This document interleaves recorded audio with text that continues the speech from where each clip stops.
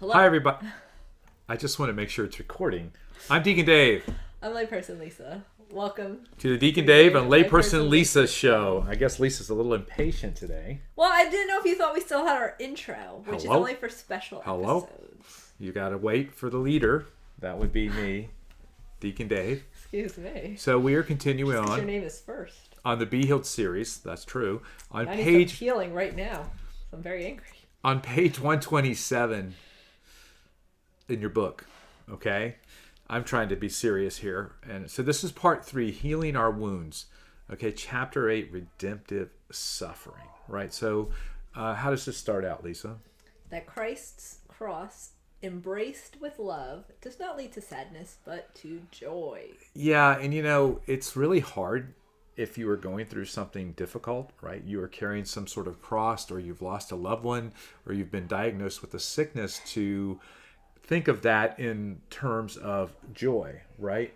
But we have often heard that Jesus on the cross is the picture of a happy man, right? Because he willingly suffered and died for our salvation. Yeah, we did some declarations of joy today in our encounter. You seem to be enjoying that. I did like that, yeah. You did. I saw you getting that. You had your I hands had my up, hands and up. you're getting all Lisa-esque and kind of moving them around Yeah, like that. and like one of the things was like I am a vessel of joy despite circumstances, and that's not exactly it, but something to that degree. So I guess the question is how is Jesus's redemptive suffering a means of our personal healing? Well, we're called to unite our suffering with Jesus's, and until we do that, we won't be healed. What do you mean?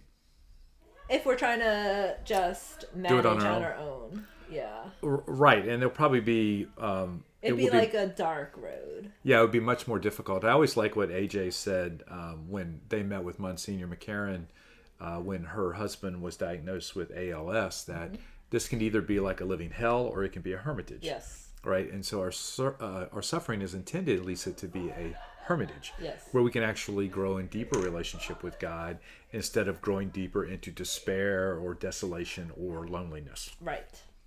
And you can watch Grace and Suffering podcast. Actually, it is a very good podcast. It's 40 days, so if maybe we should re-release that. It's released Lent. right now. You just have to look for it. But we could re-release it for Lent, Okay. right? Like redo it so that it would come out for people, and okay. it would come up on their thing. So Okay. if you're looking, They need to subscribe to it. Got yeah. it. So if you're looking to do something for this Lent, that could be a great podcast to listen to. It actually was pretty good, but I think so often suffering is something that we don't embrace. Right. Okay. We run from it. We run from it.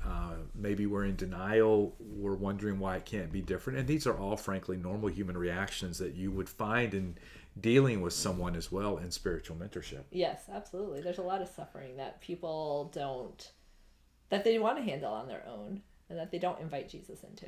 Yeah, and I don't know that it's they want to handle it on their own so much as they don't want to get, like for me, when I was first diagnosed with cancer, getting other people involved seemed like more work. Okay. You know what I mean? Okay. Because then I'd have to explain myself more often. And I find this especially true with guys, that they really want to not like share with people, because I don't know whether it's a sign of weakness or what it is. Yeah. But when you're faced with your own mortality for the first time, whenever that might be, it is a struggle, right? And the only way you can get through that, I think, productively, if you will, and with some sense of joy, is with Jesus himself. Oh, yeah.